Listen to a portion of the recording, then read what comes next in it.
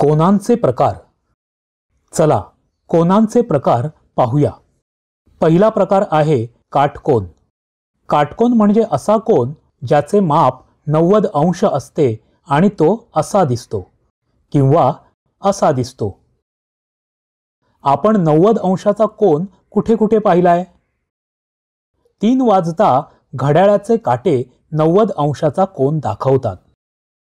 अशा आणखी कोणकोणत्या वेळा काटकोन दाखवतात असे तुम्हाला वाटते? होय, 9 वाजताही एक काटकोन तयार होतो. चला पुढचा प्रकार पाहूया. हा आहे लघुकोन. लघुकोन असा कोन असतो आणि तो काटकोनापेक्षा लहान असतो.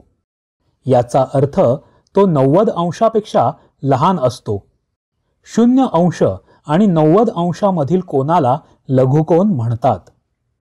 तो असा दिसतो किंवा वेगवेगळ्या प्रकारे तुम्ही तो काढू शकता.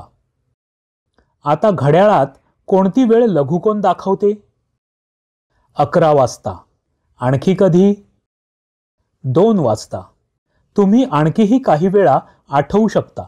उदाहरणार्थ 1 वाजता काटे लघुकोन दाखवतील आणि 10 वाजताही. पुढचा प्रकार आहे विशाल कोन. ज्याचे माप 90 अंश आणि 180 अंश यांच्या दरम्यान असते. अशा कोनाला विशाल कोन म्हणतात. आपल्याला माहिती आहे की 90 अंशाच्या कोनाला काटकोन म्हणतात. आपण लवकरच 180 अंशांबद्दल शिकणार आहोत. या दोघांच्या मधील कोणताही कोन विशाल कोन असतो. इथे विशाल कोनाची आणखी काही उदाहरणं दिली आहेत. पुन्हा एकदा घड्याळाच्या काट्यांवरून समजून घेऊ. तर 7 वाजताची वेळ हे विशाल कोनाचं एक चांगलं उदाहरण आहे. आणखी एक उदाहरण 4 वाजताचं असू शकतं. 5 वाजता सुद्धा विशाल कोन बनेल आणि 8 वाजताही विशाल कोन बनेल. सरळ कोन सुद्धा एक कोन असतो ज्याचे माप 180 अंश असते आणि तो असा दिसतो. याचा अर्थ तो सरळ रेषेसारखा दिसतो.